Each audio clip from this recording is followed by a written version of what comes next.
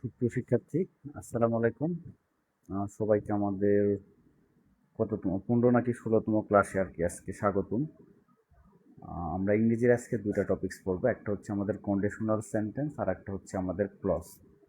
তো আমাদের প্রথমে প্রশ্নের ধরনটা বুঝতে হবে। হয় ফ্রেজ অথবা ক্লজ থেকে আমাদের একটা প্রশ্ন আসে আর কি পরীক্ষায়। আর কন্ডিশনাল সেন্টেন্সটা হচ্ছে মাস্ট বি ইম্পর্টেন্ট একটা টপিক, যেটা থেকে আপনার প্রশ্ন 100% সবসময় পরীক্ষা আসে।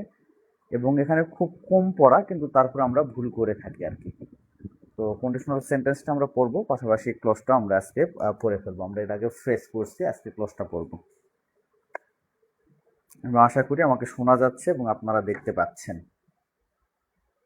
ওকে, আজকের এই শীটে আমি যেটা করছি, ধরেন ফার্স্টে আমরা আলোচনা করছি, সাথে হচ্ছে উদাহরণ তো অবশ্যই দিছি, এবং শেষে 20-25টা বা যে কয়টাই হোক না কেন, আবার ওই অধ্যায়ের শেষে বিগত সালের কিছু প্রশ্ন আমি অ্যাড করছি, যেগুলো আপনার কি দেওয়া আছে, সাথে আবার ব্যাখ্যা সহ দেওয়া আছে।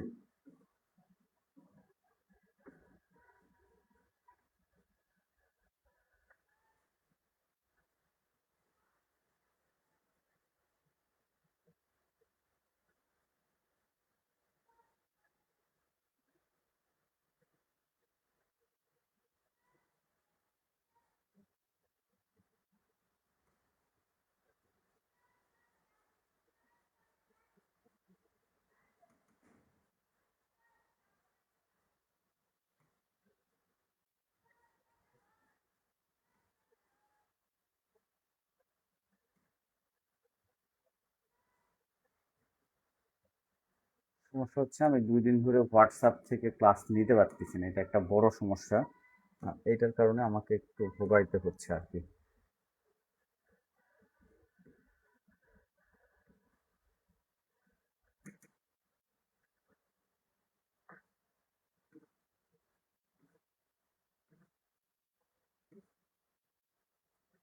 ওকে, তো সেটা আমি একটু আপডেট করছি, মানে বিগত সালে কিছু প্রশ্ন অ্যাড করছি আর কি। সবাই আসার জন্য আমরা একটু অপেক্ষা করি যাতে সবাই ক্লাসে আসতে পারে।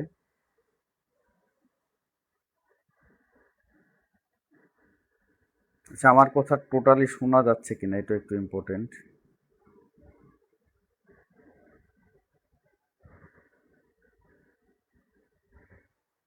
আমার কথা টোটালি শোনা যাচ্ছে কিনা?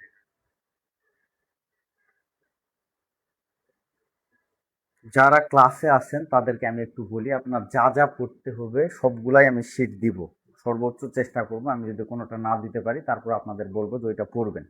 যেটা পড়ানো হচ্ছে না সেটা নিয়ে আগে ব্যস্ত হওয়ার প্রয়োজন নাই, যেগুলো আপনার আবশ্যিক এগুলো আগে শেষ করেন।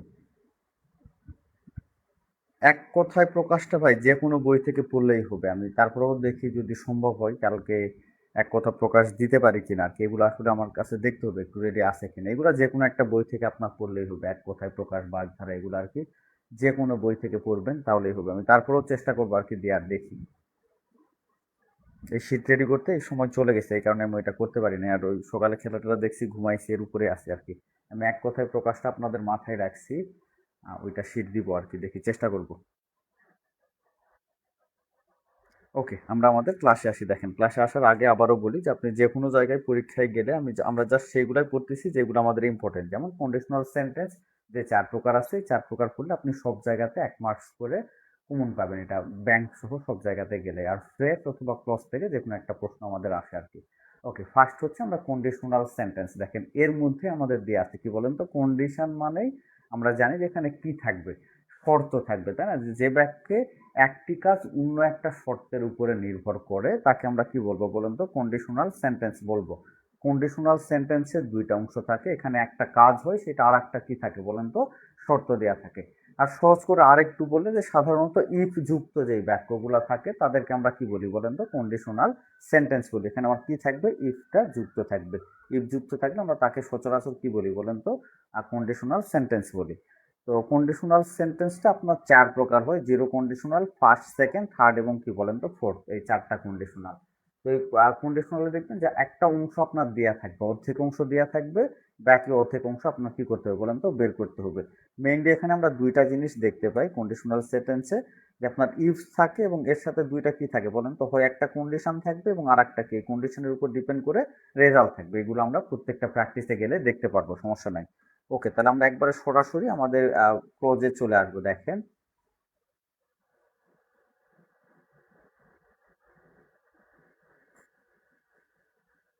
আমরা একবারে প্রকারভেদেই চলে আসবো, আমাদের একবারে প্রকারভেদ। দেখেন যে কন্ডিশনাল সেন্টেন্স হচ্ছে আপনার কয় প্রকার বলেন তো? 4 প্রকার। Zero conditional, first conditional, second conditional এবং হচ্ছে কি বলেন তো থার্ড কন্ডিশনাল। এইগুলাকে আমরা যদি একটু সহজেই মনে রাখতে চাই, যে যেটা সব সময় চিরন্তন সত্য বা বৈজ্ঞানিকভাবে প্রমাণিত, সেটা হচ্ছে আপনার কি বলেন তো জিরো কন্ডিশনাল। আর যেটা হইতে পারে বুঝাই, যেটা হয়তো বা হইতে পারে এরকম যদি বুঝাই, তাহলে আমাদের জন্য হবে ফার্স্ট কন্ডিশনাল। আর কোনো কিছুর জন্য যদি কল্পনা করা বুঝাই, যে আমার যদি কি হইতো বলেন তো, পাখির মতো ডানা থাকতো, যেটা সম্ভব না, এরকম কিছু যদি আপনি কল্পনা করেন, তাহলে সেই ক্ষেত্রে হবে আপনার সেকেন্ড কন্ডিশনাল। আর যা আপনার হয় নাই বা হবে না, এটার জন্য আপনি যে আফসোস করবেন, এটা আপনার হবে কি বলেন তো থার্ড কন্ডিশনাল। এটা জাস্ট মনে রাখার জন্য, প্রত্যেকটা আমরা ডিপলি আলোচনা করব। তো আমরা প্রত্যেকটার একটু আলোচনা দেখবো। দেখেন যে কোন কন্ডিশনালটা আমার কিভাবে হচ্ছে। আমি আবারও বলতেছি, প্রশ্ন আমার এভাবে থাকবে, একটা অংশ হয় কন্ডিশন অথবা রেজাল্ট দেয়া থাকবে, এবং ওই অংশটা দেখে বাকি যে অংশটা আমার দেয়া থাকবে না, সেটা নিয়ে আমাকে কি করতে হবে, আলোচনা করে বের করতে হবে। ফার্স্ট আমরা দেখবো, দেখেন যে জিরো কন্ডিশনাল।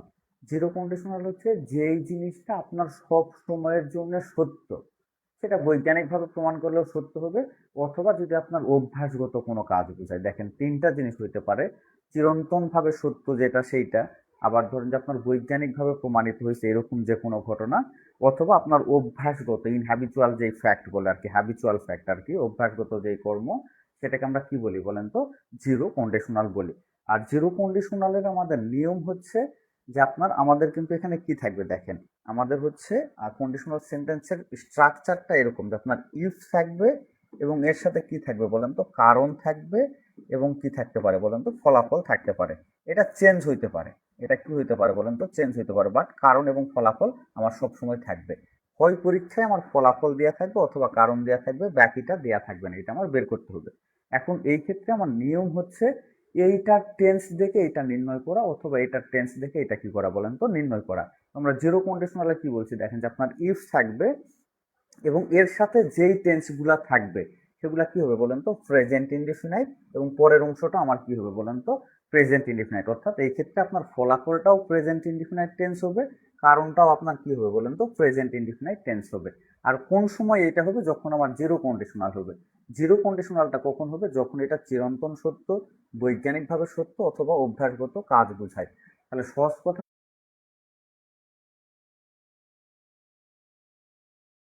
ওকে, এই আছি সবচেয়ে বড় সমস্যায়। ওকে, বিদ্যুৎ নিয়ে সবচেয়ে বড় সমস্যা আছে, আমাকে 1-2 মিনিট একটু সময় দিবেন। আমি নিজেই আসলে ফিড আপ বিদ্যুতের উপরে।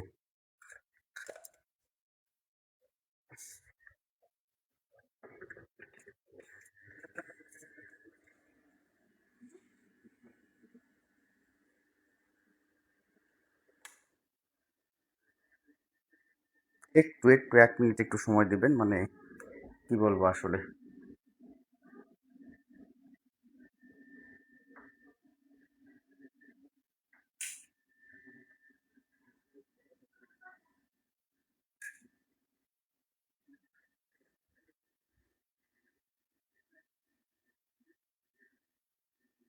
লোডশেডিং ভাই, লোডশেডিং একটু, হ্যাঁ ক্লাস নিব, সমস্যা নাই।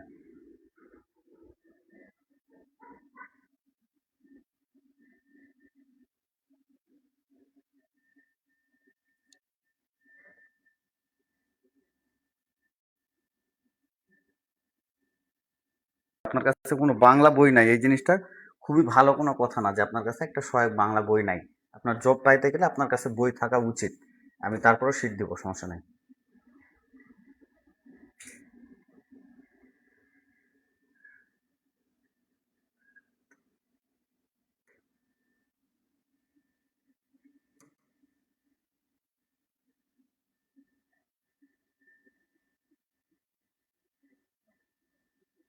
ওকে, যেখানে গিয়ে আমরা থেমে গেছিলাম দেখেন, তাহলে আমাদের ফার্স্ট যেটা, সেটা হচ্ছে জিরো কন্ডিশনাল, এবং এখানে যে টেন্সগুলা থাকবে সবগুলো আমার কি হবে বলেন তো, প্রেজেন্ট টেন্স হবে। এটাই হচ্ছে মেইন কথা, যে এখানে টেন্সগুলা প্রেজেন্ট টেন্স হবে। আপনি একটু এক্সাম্পলে আসেন, দেখেন আমি 4-5টা উদাহরণ দিছি, পরে আমরা দিছি আর কি। দেখেন, ইফ ইউ হিট ওয়াটার, তাই না, ইফ ইউ হিট ওয়াটার, ইট কি বলেন তো বয়েলস, যে কোনো এক পাশে আপনার ধরেন ইট বয়েলসটা দেয়া নাই বা আপনাকে বলছে নিচের কোনটি সঠিক হবে, আপনি জাস্ট সেন্টেন্স স্ট্রাকচারটা দেখবেন। দেখেন পানি যখন কখন বলেন তো, পানি কখন ফুটে? যখন এটাকে কি করা হয়, হিট দেওয়া হয়। তাহলে এই ঘটনাটা সত্য নাকি মিথ্যা, এটা কিন্তু আপনি যদি বৈজ্ঞানিক ভাবেও চিন্তা করেন, আবার যদি আপনার প্রমাণ করতে চান সায়েন্টিফিক্যালি, অথবা যদি আপনি মনে করেন সবসময় সত্য কিনা এটাও যদি দেখতে চান, তাহলে কিন্তু সবসময় কি বলেন তো এটা সত্য, যে আপনি পানিকে যদি হিট দেন তাহলে এটা কি হবে বলেন তো, এটা হচ্ছে ফুটবে বা বাষ্পীভূত হবে, এই বয়স্থান এটা ফুটবে। তাহলে যখন এটা সত্য হচ্ছে, দেখেন এই ক্ষেত্রে আপনার প্রেজেন্ট টেন্স ব্যবহার করছি, পরের পাশে আমরা কি করছি বলেন তো, প্রেজেন্ট টেন্সই ব্যবহার করছি। দেখেন তারপরের প্রশ্ন দেখেন, তারপরে বলছে যে ইফ ইউ মিক্স, যদি তুমি কি করো, মিক্স করো রেড অ্যান্ড ব্লু, তাহলে এর ফলে কি হয় বলেন তো, পার্পেল কালারটা সৃষ্টি হয়। পার্পেল কালার সৃষ্টি করতে গেলে আপনাকে দুইটা রং কি করতে হবে, মিক্সড করতে হবে। লাল এবং নীল রং যদি আপনি মিক্সড করেন তাহলে কি পাবেন বলেন তো, পার্পল কালার পাবেন। তাহলে এটা আমার কি ঘটনা বলেন তো, সবসময়ের জন্য সত্য ঘটনা বা বৈজ্ঞানিকভাবে প্রমাণিত। তারপরে কি বলেন তো, if it rains the ground gets কি বলেন তো হোয়াইট, অর্থাৎ বৃষ্টি হলে কি হয়ে যায়, মাটি ভিজে যায়। তাহলে দেখেন এটা আপনার কি ঘটনা বলেন তো, সত্য ঘটনা। তাহলে আমরা বলছি যেগুলা সত্য ঘটনা অথবা বৈজ্ঞানিকভাবে প্রমাণিত, সেই ক্ষেত্রে আমার উভয় পাশে কি টেন্স ব্যবহার করবো বলেন তো, উভয় পাশে আমরা প্রেজেন্ট টেন্স ব্যবহার করবো। উভয় পাশে কি করবো বলেন তো, প্রেজেন্ট টেন্স ব্যবহার করব। ওকে, এখানেও দেখেন এই যে আমরা কি করছি, প্রেজেন্ট টেন্স ব্যবহার করছি। এখানে আমরা কি করছি বলেন তো, প্রেজেন্ট টেন্স ব্যবহার করছি। এখানে আমরা কি করছি, এই যে প্রেজেন্ট টেন্স ব্যবহার করছি। তাহলে ইফ যুক্ত সেন্টেন্সে আমার তো সবসময় দুইটা অংশ থাকবে, একটা কারণ এবং একটা ফলাফল। যদি সেইটা সত্য ঘটনা হয় বা বৈজ্ঞানিকভাবে প্রমাণিত হয়, সব ক্ষেত্রে টেন্সটা আমার কি হবে বলেন তো, প্রেজেন্ট ইনডিফিনাইট টেন্স হবে। আরো যদি বলি দেখেন, ইফ ইউ ফ্রিজ ওয়াটার, যদি তুমি কি করো বলেন তো, পানিটাকে ফ্রিজ করো, তাহলে এটা কি হবে, বরফে পরিণত হবে। যে দেখেন প্রেজেন্ট ইনডিফিনাইট টেন্স, এখানে কি বলেন তো আমার প্রেজেন্ট ইনডিফিনাইট টেন্স। তাহলে আপনাদের কাছে জিরো কন্ডিশনালটা ক্লিয়ার কিনা, যে কন্ডিশনাল মানেই হচ্ছে ইফ যুক্ত থাকবে এবং দুইটা অংশ থাকবে, একটা কারণ আর একটা ফলাফল। আমরা জাস্ট আমাদের একটা অংশ দেওয়া থাকবে আর একটা অংশ থাকবে না।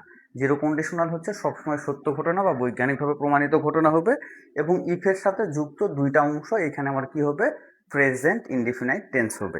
এটা আপনাদের কাছে ক্লিয়ার কিনা?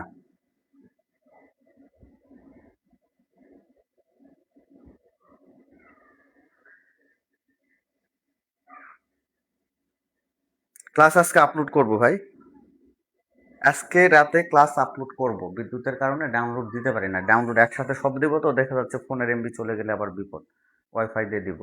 ওকে, তাহলে দেখেন আমরা জিরো কন্ডিশনাল, আমি আশা করি আপনাদের বুঝাইতে পারছি। আপনি জাস্ট বুঝবেন যে এটা আপনার সায়েন্টিফিক্যালি ট্রুথ কিনা, এটা আপনার হ্যাবিট কিনা, অথবা কোনো স্বাভাবিক ঘটনা কিনা। তাহলে আমরা প্রেজেন্ট টেন্স আমাদের প্রত্যেকটাতে সেম জিনিসই। দেখেন এরপর আমরা ফার্স্ট কন্ডিশন, ফার্স্ট কন্ডিশনাল যে টেন্স, এটা সাধারণত আমার বুঝাই হচ্ছে ভবিষ্যতে কোনো একটা কাজ যদি ঘটার সম্ভাবনা থাকে, তাহলে সেই ক্ষেত্রে আমরা ফার্স্ট কন্ডিশনাল টেন্স ব্যবহার করি।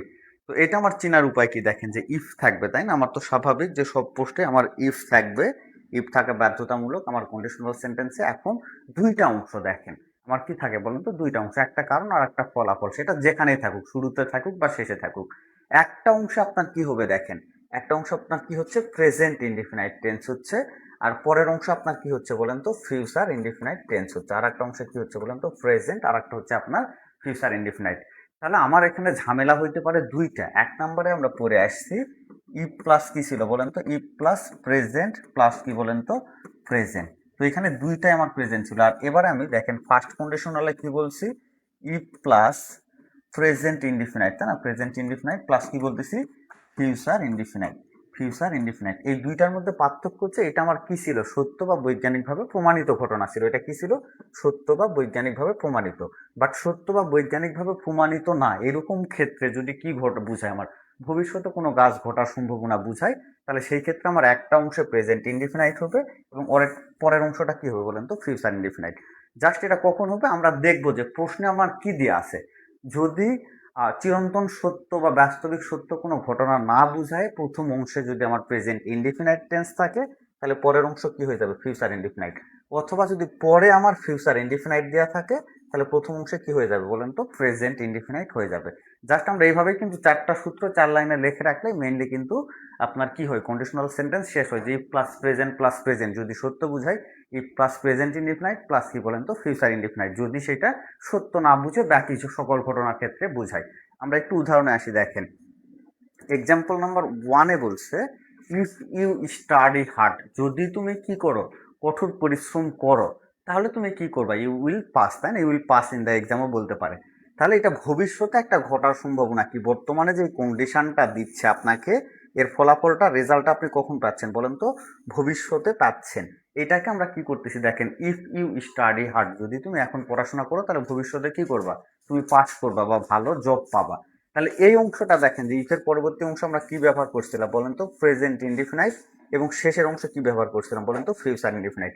এইটা আমরা করছি দেখেন যে ইফ প্লাস, এই যে দেখেন ইফ ইউ, যে স্টাডিটা আমরা প্রেজেন্ট ইনডিফিনাইট টেন্স ব্যবহার করছি, এবং পরবর্তীতে আমরা কি ব্যবহার করছি দেখেন তো, এই যে ফিউচার ইনডিফিনাইট টেন্সটা ব্যবহার করছি, এবং এইটার স্ট্রাকচারটা আমি দিয়ে রাখছি যে আপনার শাল উইল মে বা ক্যান যেটাই হোক না কেন হবে, সাথে ভার্বের কি হবে বলেন তো, প্রেজেন্ট ফর্ম। আপনারা সরাসরি এই লাইনটা পড়ে ফেললে আপনার কিন্তু পড়া কি বলেন তো ক্লিয়ার, যে if plus present indefinite plus কি বলেন তো shall will May can plus হচ্ছে কি বলেন তো ভার্বের বেস ফর্ম। সাধারণত শ্যাল বা উইলই হয়, মে বা ক্যান ব্যবহৃত হয় না, এবং পরে কি থাকে বলেন তো আমাদের ভার্বের প্রেজেন্ট ফর্ম থাকে। এইভাবে দেখেন প্রত্যেকটা করবেন। আপনি 2 নম্বরে আসেন, ইফ ইট রেইনস, যদি বৃষ্টি হয়, I will stay at home, যদি বৃষ্টি হয় তাহলে আমি কি করবো বলেন তো, বাসায় থাকবো। আমার কাজ হচ্ছে প্রথম অংশ দেখা, দেখেন এখানে কি আছে আমার, ইফ ইট রেইনস, এটা আমার কি টেন্সে আছে, প্রেজেন্ট ইনডিফিনাইট টেন্সে আছে, যেহেতু থার্ড পারসন এই কারণে রেনের সাথে এস বাই এস যুক্ত হয়েছে। এখন পরেরটাতে আমি যেহেতু এখানে প্রেজেন্ট ইনডিফিনাইটটা পাইছি, পরেরটা আমার কি হয়ে যাবে, ফিউচার ইনডিফিনাইট। এটা আপনি সহজে মাথায় রাখবেন যে ইফ যুক্ত বাক্যে আমি যদি শুরুতে প্রেজেন্ট ইনডিফিনাইট পাই, তাহলে পরে আমার কি হবে, ফিউচার ইনডিফিনাইট টেন্স হবে, অথবা পরে যদি আমি ফিউচার ইনডিফিনাইট টেন্স পাই তাহলে সামনে আমার কি হবে বলেন তো, প্রেজেন্ট ইনডিফিনাইট হবে। একইভাবে 3 নম্বরে বলছে দেখেন, ইফ হি কামস, এখানে কিন্তু কেম বলে নাই, ইফ হি কামস, তাই না, এটা দেখেন আমার তাহলে কি টেন্স হচ্ছে, প্রেজেন্ট ইনডিফিনাইট টেন্স হচ্ছে। তাহলে অটোমেটিক্যালি এখানে আমার কি হয়ে যাবে, ফিউচার ইনডিফিনাইট টেন্স হবে, কারণ এটা কোনো বৈজ্ঞানিকভাবে প্রমাণিত বা চিরন্তন সত্য না। সে যদি আসে তাহলে আই উইল মিট হিম, তাই না, তার সাথে আমার দেখা হবে। তাহলে এটাই আমরা মাথায় রাখবো যে if plus present indefinite plus কি বলেন তো, ফিউচার ইনডিফিনাইট। এটাই হচ্ছে আমার কোন কন্ডিশনাল সেন্টেন্স বলেন তো, ফার্স্ট কন্ডিশনাল সেন্টেন্স। আর যদি সায়েন্টিফিক হইতো তাহলে উভয় পাশে আমার কি হইতো বলেন তো, প্রেজেন্ট ইনডিফিনাইট হইতো। এটা আপনাদের কাছে ক্লিয়ার কিনা?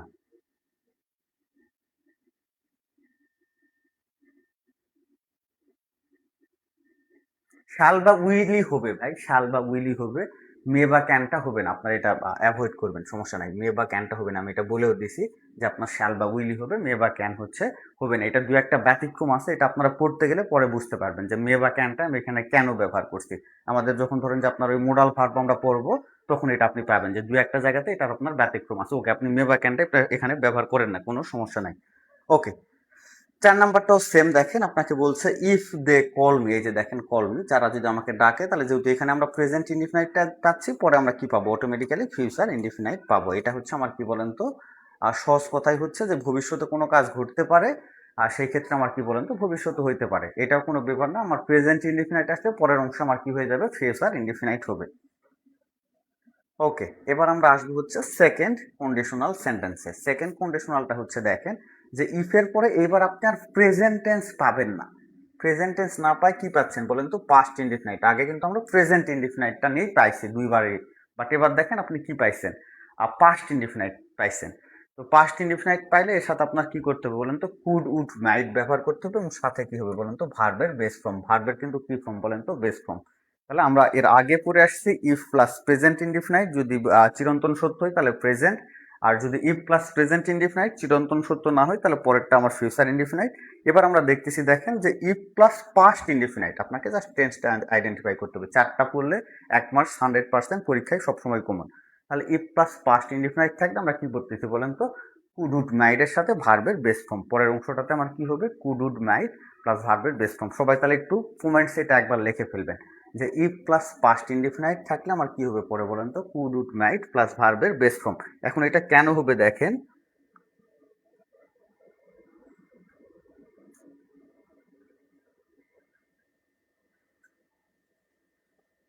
শীট পড়েন ভাই, শীট পড়ানে তো আমি নিষেধ করি না, শীটটা তো আমি আপনাকে বোঝানোর জন্য তৈরি করছি, তাই না, আপনাকে আমি বোঝানোর জন্য তৈরি করছি, আপনি বুঝবেন। আপনার আরো প্র্যাকটিস করা প্রয়োজন। আমি মনে করি অ্যাজ এ স্টুডেন্ট সবার কাছে একটা বাংলা, একটা ইংরেজি, একটা সাধারণ জ্ঞান, একটা ম্যাথ বই থাকা উচিত। 4টা বই না থাকলে আপনাকে স্টুডেন্ট স্টুডেন্ট মনে হয় না, এটা আর কি। সেটা যে কোনো বই হইতে পারে। ওকে, তাহলে আমরা একটু দেখেন, এবার একটু প্রশ্ন দেখব।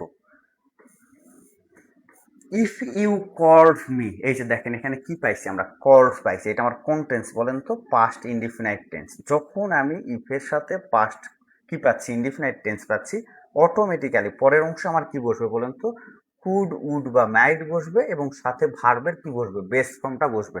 এই যে দেখেন আমি কি পাইছি, কুড পাইছি, এবং এই যে গিফটটা আমার দেয়া আছে এটা কিন্তু গেভ না, এটা কি আছে বলেন তো, ভার্বের বেস ফর্ম দেয়া আছে। এইটাই হচ্ছে আমার সেকেন্ড কন্ডিশনাল, যে if plus past indefinite tense যদি থাকে তাহলে পরের অংশে আমরা কি পাবো বলেন তো, কুড উড অথবা মাইট পাবো, এবং সাথে আমার ভার্বের বেস ফর্মটা ব্যবহার করতে হবে। দেখেন if I were a bird, if I কি বলেন তো, ওয়ার এ বার্ড। আমি আপনাদের কিন্তু এটা বলছিলাম যে সেকেন্ড কন্ডিশনাল চিনার আরো সহজ উপায় আছে, যেটা একটা ভবিষ্যতের কি বলেন তো, কল্পনামূলক কোনো ঘটনা বা অবাস্তব ঘটনা। যেমন দেখেন, তুমি যদি আমাকে ফোন করতে, আমি ভালো খবর দিতাম, সে ফোন করবে কিনা কোনো গ্যারান্টি নেই, আমি নিজে নিজে ভাবতেছি। তারপর কি, আমি যদি পাখি হইতাম তাহলে কি করতাম বলেন তো, আকাশে উঠতাম। আমার যদি টাকা থাকতো আমি তোমাকে কি করতাম, সাহায্য করতাম। এই যে ভবিষ্যতের আমার একটা কল্পনামূলক চিন্তা ভাবনা, এটা আর কি।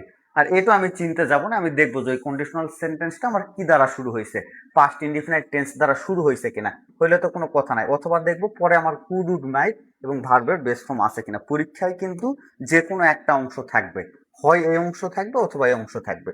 এই অংশ থাকলে এর প্রেক্ষিতে আমরা এটা অ্যান্সার করবো, আর এই অংশ থাকলে এর প্রেক্ষিতে কি করবো বলুন তো, এটা অ্যান্সার করবো। জাস্ট আমার কাহিনী এইটুকুই। তাহলে এখানে বলছে দেখেন যে if I were a bird, তাহলে এটা আমার কি টেন্স দিয়ে আছে, পাস্ট ইনডিফিনাইট টেন্স। তার পরের অংশ আমার কি থাকবে, কুড উড অথবা মাইট থাকবে, যে উড আছে, এবং ভার্বের কি আছে বলেন তো, বেস ফর্মটা আমার ফ্লাই দিয়ে আছে। প্রত্যেকটাতেই কি বলেন তো তাই হবে। দেখেন যে if I had money I would help you, তাই না, I would help you.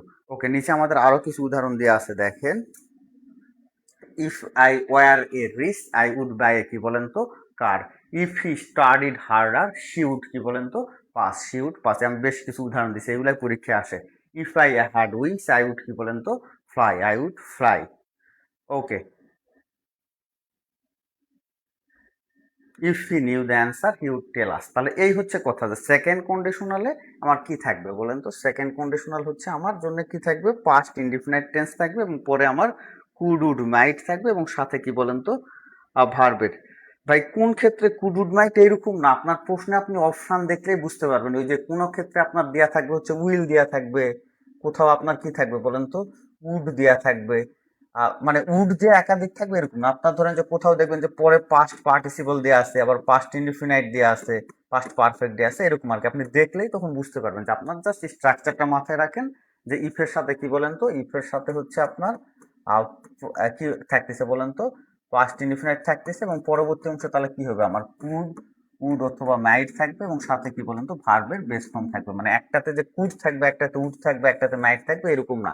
Can দিয়ে থাকবে, কুড দিয়ে থাকবে, ক্যানের সাথে ভার্বের বেস ফর্ম বসবে, ক্যানের সাথে আপনার ধরেন যে ভার্বের পাস্ট পার্টিসিপল বসবে, এভাবে আর কি চেঞ্জ হবে। আপনাকে কুড উড মাইট নিয়ে এখানে প্রবলেমে পড়তে হবে না কোনো।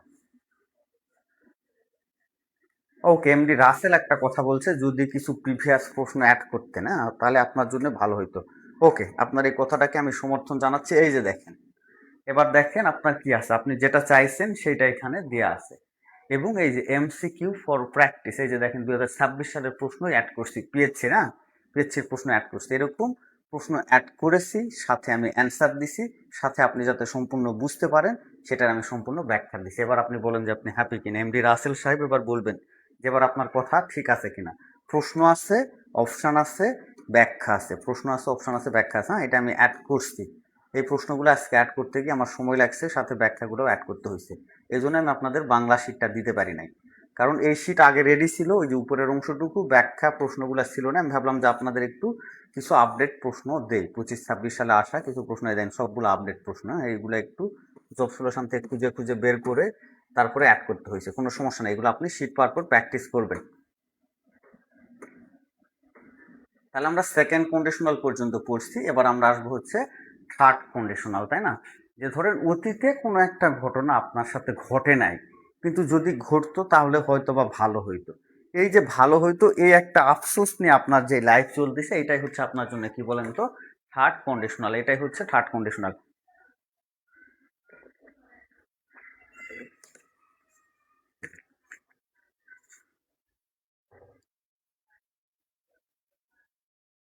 ওকে রাসেল, ধন্যবাদ ভাই, সমস্যা নাই, আমি বুঝি আপনাদের ব্যাপারটা। তাহলে দেখেন, থার্ড কন্ডিশনাল হচ্ছে কোনো ঘটনা ঘটেনি, কিন্তু ঘটলে কি হতো এই নিয়ে আপনি আফসোস করবেন। তো আমাদের ওইটা দেখার বিষয় না, আমাদের দেখার বিষয় হচ্ছে ইফের সাথে আমার কি থাকবে। দেখেন আগেরটাতে আমার কি ছিল, পাস্ট ইনডিফিনাইট ছিল, বাট এবার কি থাকবে বলেন তো, পাস্ট পারফেক্ট থাকবে। যদি পাস্ট পারফেক্ট টেন্স থাকে তাহলে সেই ক্ষেত্রে আমার কি হবে, কুড উড মাইটটা থেকেই যাচ্ছে, এর সাথে আমার নতুন করে হ্যাভ আসতেছে এবং কি হচ্ছে বলেন তো, ভি থ্রিটা আসতেছে। আমরা যখন আগের বার ভার্বের কি করছিলাম, বেস ফর্ম ব্যবহার করছিলাম যখন আমার পাস্ট ইনডিফিনাইট টেন্স ছিল, বাট এবার বলছে ইফের পরে আমার কি থাকতেছে, পাস্ট পারফেক্ট টেন্স থাকতেছে। তাহলে সেই ক্ষেত্রে আমার কি বসবো, যে কুড উড মাইটটা থাকবে, সাথে নতুন করে আমার একটা হ্যাভ আসবে এবং কি হবে বলেন তো, ওই ভার্বের পাস্ট পার্টিসিপলটা বসবে, ভি থ্রিটা বসবে।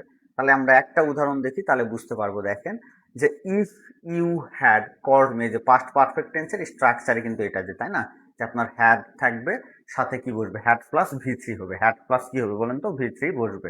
Okay, if you had called me, তাই না, তুমি যদি আমাকে ফোন করতে আমি তোমাকে ভালো খবর দিতাম। আই উড, এই যে দেখেন, যেহেতু এখানে আমার হ্যাড কল্ড চলে আসছে, মানে কি পাস্ট পারফেক্ট টেন্স। যদি শুধু কল্ড আসতো তাহলে কি হইতো, পাস্ট ইনডিফিনাইট টেন্স, বাট যখনই আমার সামনে হ্যাড চলে আসছে তখন কি হয়ে গেছে, পাস্ট পারফেক্ট টেন্স হয়ে গেছে। If you had called me, এবার কি আসবে, উড কুড উড মাইট, এই যে আই উড, সাথে কি হবে বলেন তো, হ্যাভটা চলে আসবে। এবং এই যে ভার্ব, আগেরটাতে আমরা কি পড়ছিলাম, I would give you good news, তাই না, I would give you good news আগের বার আমরা যখন উদাহরণটা পড়ছিলাম। বাট এবার দেখেন হ্যাভ চলে আসছে এবং ভি থ্রি, এই যে আমার কি আসছে বলেন তো, গিভেনটা চলে আসছে, ইউ গুড নিউজ। এইটাই হচ্ছে আমার কি বলেন তো, থার্ড কন্ডিশনাল এবং শেষ কন্ডিশনাল।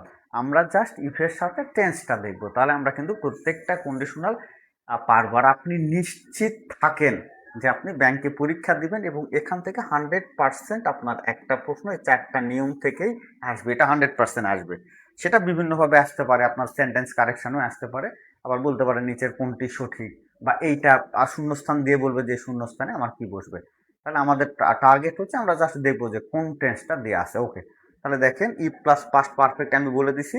আপনার কি বলেন তো, could would might plus have plus V three. আমরা আরেকটু উদাহরণ দেখবো। দেখেন প্রশ্নে বলছে ইফ আই হ্যাড স্টাডিড, তাই না, এই যে হ্যাড দিয়ে আসছে এবং ভার্বের ভি থ্রিটা দিয়ে আছে, তার মানে কি, এটা আমার জন্য পাস্ট পারফেক্ট টেন্স। আমরা পরে কি পাবো তাহলে, কুড উড মাইট পাবো, সাথে একটা হ্যাভ পাবো, এবং কি বলেন তো, ভার্বের পাস্ট পার্টিসিপল পাবো। দেখেন সেইভাবে আমার কিন্তু সেন্টেন্সটা গঠিত হয়ে গেছে। যখন আপনি আপনার ফ্রি হ্যান্ড রাইটিং এ যাবেন তখনও কিন্তু আপনার এই জিনিসগুলাই কাজে লাগবে, যে আপনি কিভাবে একটা সেন্টেন্স সঠিক করবেন, আপনি কিভাবে একটা সেন্টেন্স কি করবেন বলেন তো, সেট সঠিক করবেন। তো আপনি এটা জানলে কিন্তু আপনি সহজে আপনার ওই যে পিন পয়েন্ট ইরর বা আপনার গ্রামাটিক্যাল যে ভুলগুলো সেগুলো কিন্তু আর থাকতেছে না। দেখেন যেমন ইফ শি হ্যাড কাম, তাই না, ইফ শি হ্যাড, এই যে হ্যাড, সাথে কি বলেন তো, কেম, কি বসছে আপনার পাস্ট পার্টিসিপল বসছে, এরপরে আপনার কি বসবে, উড বসবে, হ্যাভ আসবে, এবং মিট থেকে কি হয়ে গেছে, মেট হয়ে গেছে। এইটাই হচ্ছে আমাদের কি ছিল, কন্ডিশনাল সেন্টেন্সের কথাবার্তা।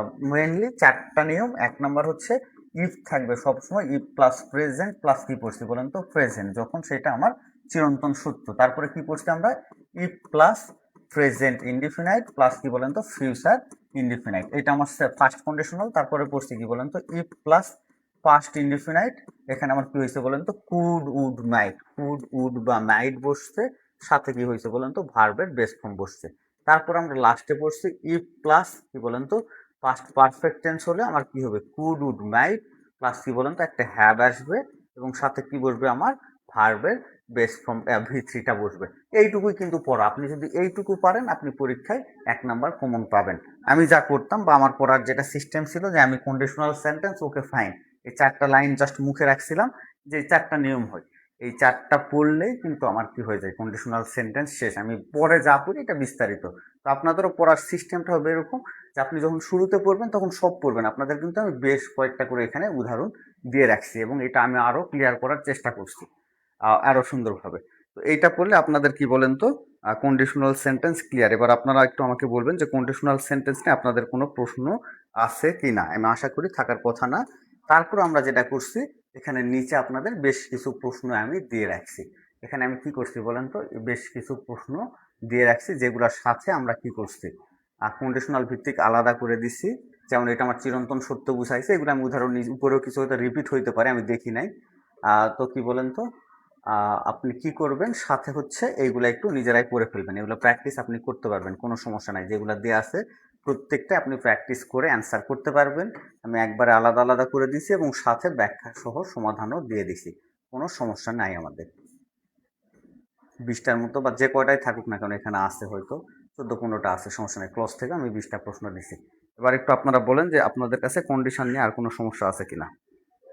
বেশি পড়তে যাবেন না, এইগুলাই পড়বেন আর এনাফ আপনার জন্য। হ্যাঁ, এখানে যে কটা প্র্যাকটিস আছে এইগুলো পড়বেন, মানে যেটা আপনার বেশি পড়া প্রয়োজন সেটা আপনি বেশি পড়বেন। যেমন আপনার ধরেন যে মুখস্থ আইটেমগুলো কিন্তু আপনার অনেক আনলিমিটেড পড়া প্রয়োজন, তাই না? এগুলো আপনি পড়বেন, কোনো সমস্যা নেই।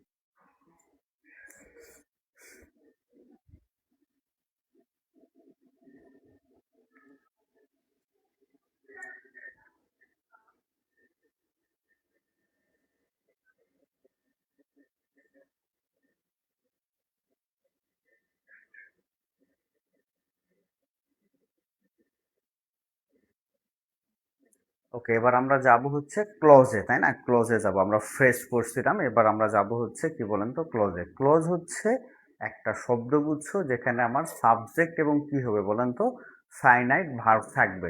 ফাইনাইট ভার্ব আমি বলছিলাম যে ভার্বগুলাকে কি নাম্বার, পার্সন বা টেন্স অনুযায়ী চেঞ্জ করা যায়। যেমন ডু, ডিড, ডান, এই যে চেঞ্জ করতে পারতেছি, এইটা হচ্ছে আমার জন্য কি বলেন তো ফাইনাইট ভার্ব, যেটা আমি পার্সন আবার যে কোনো উপায় কি করতে পারবো, চেঞ্জ করতে পারবো, তাই না? তাকে আমরা বলবো হচ্ছে ফাইনাইট ভার্ব। ওকে, তাহলে ফাইনাইট ভার্বটা সম্পর্কে আমরা জানি, আগেও পড়ে আসছে, এবং সাবজেক্ট থাকবে, তাই না? ক্লজ হইতে গেলে ক্লজটা হচ্ছে ফ্রেজের বিপরীত, দেখতে প্রায় অনেকটা সেম, আপনার পড়তে গেলেও অনেকটা সেম, বাট মেইন পার্থক্য হচ্ছে এখানে আপনার সাবজেক্ট থাকবে এবং সাথে কি থাকবে, ফাইনাইট ভার্ব থাকবে, তাই না? ফাইনাইট ভার্ব আগেরটাতে আমাদের ছিল না। যেমন দেখেন I know that he is honest, তাই না? I know that. ওকে, আমরা আমাদের ক্লজের মেইন পড়াশোনায় চলে আসি। দেখেন যে মেইনলি ক্লজ হচ্ছে আপনার দুই প্রকার, একটা হচ্ছে মেইন ক্লজ, এটাকে প্রিন্সিপাল ক্লজ বলে, আর আরেকটা হচ্ছে আপনার সাবঅর্ডিনেট ক্লজ, তাই না? সাবঅর্ডিনেট ক্লজ তো আমরা প্রত্যেকটাতেই যাব। তো ফার্স্টে আমরা মেইন ক্লজটা দেখবো। দেখেন যে মেইন ক্লজ হচ্ছে যেই ক্লজ নিজে নিজেই তার একটা পূর্ণ অর্থ কি করতে পারে, প্রকাশ করতে পারে, তাকে আমরা কি বলবো, মেইন ক্লজ বলবো। আমি আবার বলতেছি, ক্লজ হচ্ছে দুই প্রকার, একটা আপনার মেইন ক্লজ আর আরেকটা আমরা নিচে আসতেছি। মেইন ক্লজটা নিয়ে আমরা একটা একটা করে কথা বলি। তো মেইন ক্লজ হচ্ছে যেই ক্লজের কি থাকে, নিজেরই একটা সম্পূর্ণ অর্থ প্রকাশ করে, সেটাই হচ্ছে আমার জন্য কি বলেন তো মেইন ক্লজ। তো পরীক্ষায় আমাদের মেইন ক্লজ কোনো আসে না, আপনার জানার জন্য জাস্ট দেখা। যেমন দেখেন আই ওয়েন্ট হোম, কি বলেন তো, আমি বাড়ি গিয়েছিলাম। এখানে দেখেন সাবজেক্ট হিসাবে কি আছে বলেন তো, আই আছে, তাই না? আর এই যে আপনার কি আছে, আমি বলছিলাম ফাইনাইট ভার্ব থাকবে, অর্থাৎ যেই ভার্বকে টেন্স অনুযায়ী অথবা কি বলেন তো যে কোনো উপায়ে চেঞ্জ করা যায়। তাহলে আমি যদি চিন্তা করি, তাহলে কি গো, ওয়েন্ট এবং কি বলেন তো গান, তাহলে এইটা দেখেন কি হচ্ছে, আমার বিভিন্নভাবে চেঞ্জ হয়ে যাচ্ছে। যখন যে ভার্বটাকে চেঞ্জ করতে পারবো সেটাকে আমরা কি বলতেছি, ফাইনাইট ভার্ব বলতেছি। তাহলে আমি কি পাইছি, দেখেন সাবজেক্ট এবং ফাইনাইট ভার্ব পাইলে তাকে আমরা কি বলতে পারি, ক্লজ বলতে পারি। তাহলে এটা একটা আমার জন্য কি বলেন তো ক্লজ। আর যেই ক্লজের ওই অংশ মিলে আমাকে একটা নিজস্বভাবে সম্পূর্ণ অর্থ প্রকাশ করবে, তাকে আমরা কি বলবো বলেন তো, মেইন ক্লজ বলবো। অর্থাৎ সবসময় তার একটা কি থাকবে, নিজস্ব অর্থ থাকবে। তাহলে এটা আমার জন্য মেইন ক্লজ। ওকে, যেমন দেখেন শি রিডস এ বুক, তাই না? রিডস থেকে কি হয়ে গেছে, রিডস হয়ে গেছে, এই ভার্বটা চেঞ্জ করা যাচ্ছে, তার মানে কি ফাইনাইট ভার্ব। আর শি হচ্ছে আমার জন্য কি subject, subject plus finite verb পাইছি, এটা আমার জন্য কি বলেন তো, এটা আমার জন্য হচ্ছে ক্লজ, এটা আমার জন্য ক্লজ। আর শি রিডস এ বুক, এই সম্পূর্ণটা মিলে কিন্তু ক্লজ। এই ক্লজটা একটা সম্পূর্ণ আমার কি করছে, আলাদা অর্থ দিচ্ছে, এই কারণে এটাকে আমি কি বলতেছি, প্রিন্সিপাল ক্লজ বলতেছি। এই কারণে এটাকে কি বলতেছি বলেন তো, প্রিন্সিপাল ক্লজ বলতেছি। ওকে, সহজ কথা হচ্ছে মেইন ক্লজ হচ্ছে কি বলেন তো, এটা একটা স্বাধীন অর্থ আছে। এরপরেরটা আসেন, দেখেন যে আপনার ডিপেন্ডেন্ট যে ক্লজ আর কি, বা সাবঅর্ডিনেট ক্লজ। সাবঅর্ডিনেট ক্লজ থেকে আমাদের পরীক্ষায় আসে মেইনলি যে যেই ক্লজ নিজে নিজে কোনো অর্থ সম্পূর্ণ করতে পারে না, সে কি করতেছে, অন্য কোনো ক্লজের উপরে ডিপেন্ড করতেছে, এই জন্য এটাকে ডিপেন্ডেন্ট ক্লজ বলে। অর্থাৎ ওইটাও ক্লজ, কিন্তু যতটুকু অংশ জুড়ে ক্লজ, ততটুকু মিলে কি হয় না, সম্পূর্ণ অর্থ প্রকাশ করে না। দেখা যায় আরো কিছু জানার আগ্রহ থেকে যায়, তাকে আমরা কি বলবো, সাবঅর্ডিনেট ক্লজ বলবো। যেমন উদাহরণ দেখেন, আপনাকে বলছি কি এখানে, বিকজ আই ওয়াজ টায়ার্ড, কি বলেন তো, বিকজ আই ওয়াজ টায়ার্ড। আপনি এটা শুনে কি বলতেছেন যে কেন সে টায়ার্ড, এটা কিন্তু এখানে দেয়া নাই কারণ, দেখেন। বাট এখানে আপনার কি আছে, যে আই হচ্ছে আপনার জন্য একটা কি সাবজেক্ট, এই যে ওয়াজটা হচ্ছে কি বলেন তো সাবঅর্ডিনেট, সরি, এটা হচ্ছে আপনার জন্য কি বলেন তো ফাইনাইট ভার্ব। এই ওয়াজ হচ্ছে আপনার জন্য ফাইনাইট ভার্ব, কারণ হচ্ছে কি, ইস থেকে আপনার কি হচ্ছে, ওয়াজ হচ্ছে, তারপরে কি হচ্ছে বলেন তো, ওয়ার হচ্ছে। তাহলে যখন আমি সাবজেক্ট এবং ফাইনাইট ভার্ব পাচ্ছি, সেটাকে আমি কি বলতেছি বলেন তো, ক্লজ বলতেছি। কিন্তু যেই ক্লজ আমার আলাদা করে অর্থ দিতে পারে না তাকে আমরা কি বলবো বলেন তো? সাবঅর্ডিনেট ক্লজ বলবো। তাকে আমরা কি বলবো? সাবঅর্ডিনেট ক্লজ বলবো। এখন আপনারা একটু আমাকে জানাবেন যে ক্লজ কি, এইটা আপনারা বুঝতে পারছেন কিনা। আপনার হচ্ছে আগে আমরা যে মেইন ক্লজ যেটা পড়ে আসছি এটা আপনি বুঝতে পারছেন কিনা, এবং সাবঅর্ডিনেট ক্লজ এটা আপনারা বুঝতে পারছেন কিনা। ক্লজ হইতে গেলে সাবজেক্ট থাকা বাধ্যতামূলক এবং সাথে একটা ফাইনাইট ভার্ব থাকা বাধ্যতামূলক। ফাইনাইট ভার্ব হচ্ছে যেই ভার্ব কি হইতে পারে, টেন্স অনুযায়ী চেঞ্জ হইতে পারে বা পার্সন অনুযায়ী চেঞ্জ হইতে পারে, সেটা হচ্ছে আমার জন্য ফাইনাইট ভার্ব। যদি এককভাবে অর্থ প্রদান করতে পারে তাহলে সেটাকে আমরা বলবো হচ্ছে মেইন ক্লজ। যদি এককভাবে অর্থ প্রদান করতে না পারে তাহলে সেটাকে আমরা কি বলবো? ডিপেন্ডেন্ট ক্লজ বা সাবঅর্ডিনেট ক্লজ। সেটাকে আমরা কি বলবো বলেন তো? Subordinate clause.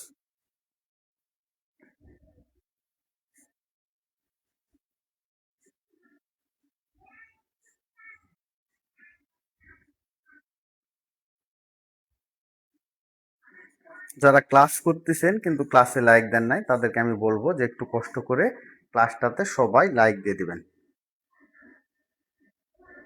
হ্যাঁ, এটাই হচ্ছে সাবজেক্ট প্লাস ফাইনাইট ভার্ব। আপনারা মাথায় রাখবেন যে ক্লজের বিপরীতটাই হচ্ছে আমার জন্য কি বলেন তো? ফ্রেজ। যদিও পড়তে গেলে দুইটা আমার একই রকম মনে হয়, এটা নিয়ে কোনো সমস্যা নাই। আমার পরীক্ষায় ক্লজ অথবা ফ্রেজ যে কোনো একটা থাকবে। এখন আমার মেইনলি পরীক্ষায় আসে আবার দেখেন যে এই সাবঅর্ডিনেট ক্লজ থেকে পরীক্ষায় সবসময় সচরাচর বেশি আসে। আমি এই ক্লজ থেকে আপনাদের বিগত একটা মশা এখানে খুবই ডিস্টার্ব করতেছে। হ্যাঁ, একে ম্যাথসে গেলে সে যাচ্ছে না, কিন্তু মানে ও যখন পড়তেছে মানে ডিসপ্লেগুলো এরকম যে ওরা পড়লেও সেটার উপরে দেখেন যে দাগ হয়ে যায়। এটা আর কি। ওকে, তো আমরা এরপরে দেখবো দেখেন যে আমাদের ক্লজ গুলা হচ্ছে ওই আপনার কিন্তু কন্ডিশনাল সেন্টেন্সের মতো অনেকটা, এই কারণে আমি কন্ডিশনাল সেন্টেন্সটা পরে আপনাদেরকে এখানে আসছে আর কি। তো এই আমার হচ্ছে এই ক্লজটা আবার দেখেন আমরা পরের যে সাবঅর্ডিনেট ক্লজটা দেখছি এটা হচ্ছে মেইনলি তিন প্রকার। আগেরটাতে আমাদের যেরকম নাউন ফ্রেজ ছিল এখানে নাউন ক্লজ, অ্যাডজেক্টিভ ক্লজ এবং কি বলেন তো অ্যাডভার্বিয়াল ক্লজ। এই তিন ধরনের ক্লজ দিয়ে আমাদের কিন্তু ক্লজ কভার হয়ে যাবে। ওকে, তো আমরা এই তিনটা পড়বো, তাহলে আমাদের আজকের পড়া মোটামুটি শেষ। ফার্স্ট হচ্ছে দেখেন নাউন ক্লজ। তো নাউন ক্লজ হচ্ছে যেই ক্লজটা কি করবে, ব্যাককে নাউন হিসাবে কাজ করলে তাকে আমরা কি বলবো? নাউন ক্লজ বলবো। তো নাউন হিসাবে তিন ভাবে কাজ করতে পারে। এটা দেখেন কয়ভাবে? তিন ভাগে। যদি সাবজেক্ট হিসাবে থাকে, অবজেক্ট হিসাবে থাকে অথবা কমপ্লিমেন্ট হিসাবে থাকে, যে নাউন সম্পর্কে অতিরিক্ত তথ্য দেয়, সেটাকে আমরা বলছিলাম আগের ক্লাসে কি বলেন তো? কমপ্লিমেন্ট। তাহলে তিন ভাবে থাকলে সেটা নাউন ক্লজ হইতে পারে। সহজ কথা, দেখে যদি আপনার নাউনের মতো মনে হয় তাহলে সেটা নাউন ক্লজ। এখন এটা আমরা কিভাবে চিনবো? দেখে তো নাও মনে হতে পারে, তাই না? দেখে তো অনেককে ভালোই মনে হয়, বাট পরবর্তীতে বিয়ের পর দেখা যায় যে সে কি হয়ে গেছে, বা প্রেম করার পর দেখা গেছে যে খারাপ হয়ে গেছে। প্রেমের আগে সবাই ভালো থাকে, বিয়ের আগে সবাই ভালো থাকে, পরে কি হয়? তার অনেক দোষ বের হয়। তো আমরা এখন ওইটাতে যাব না, দেখে চিনবো না। আমাদের চিনার উপায় হচ্ছে আমরা ফার্স্টে আগে ভার্ব দেখবো। আমরা আগে কি দেখবো বলেন তো? ভার্ব দেখবো। এখন এই ভার্বকে প্রশ্ন করব কি দ্বারা? কি বা কাকে দ্বারা? এই দুই মহাশয় দ্বারা প্রশ্ন করে যেই উত্তরটা আমরা পাবো সেটাকে আমরা কি বলবো বলেন তো? নাউন ক্লজ বলবো। কি বলবো?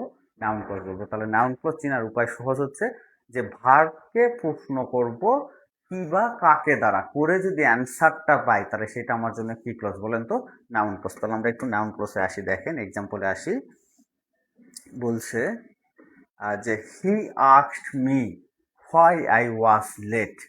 তাহলে এবার আমরা দেখেন প্রশ্ন করবো এখানে ভার্ব কোনটা বলুন তো? যে আমার আস্কড হচ্ছে ভার্ব, তাই না? এটাকে আমরা প্রশ্ন করব যে সে আমাকে প্রশ্ন করছে, এই অংশটা দেখেন হি আস্কড মি।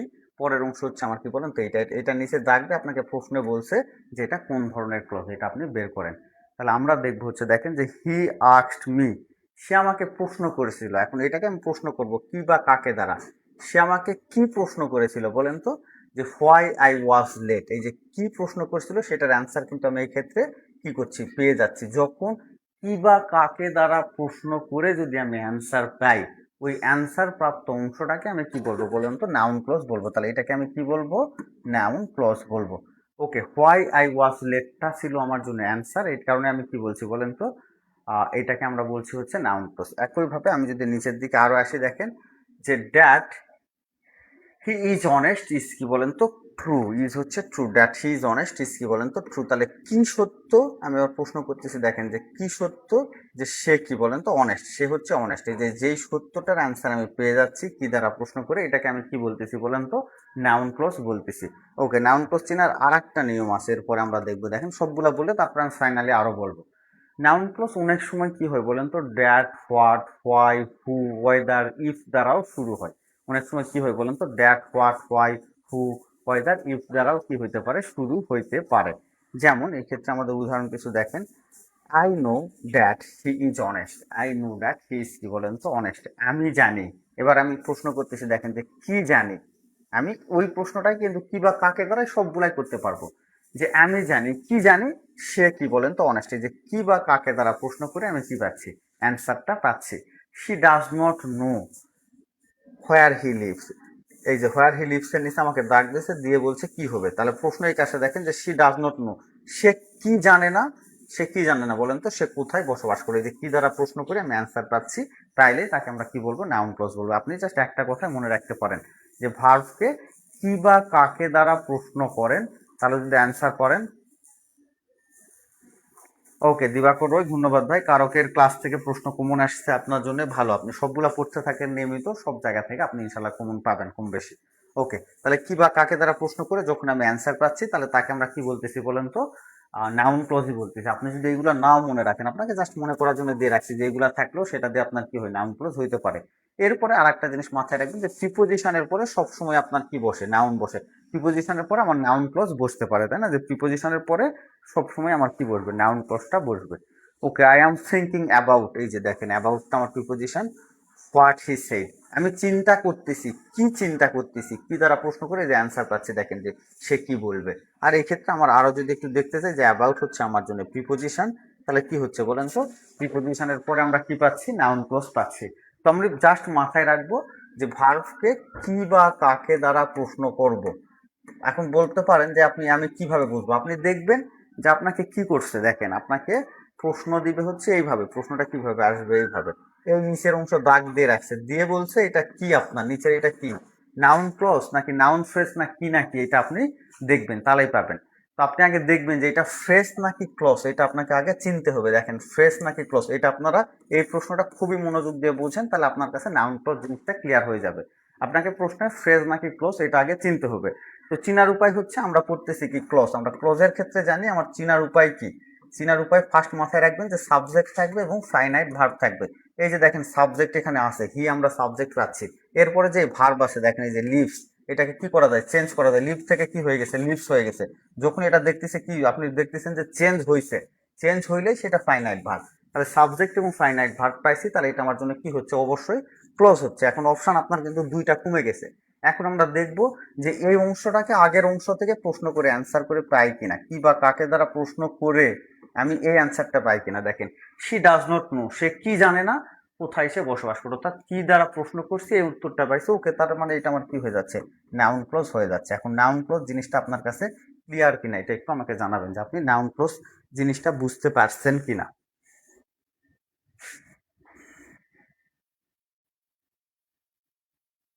ভাই ফ্রেজে ভার্ব থাকতে পারে, ভার্ব থাকবে না এরকম না, আমি বলছি ফাইনাইট ভার্ব থাকবে না। কি থাকবে না বলেন তো, ফাইনাইট ভার্ব থাকবে না, অর্থাৎ যে ভার্বের চেঞ্জ হয় না, আর যেটা চেঞ্জ হয় সেটা আপনার ফাইনাইট ভার্ব।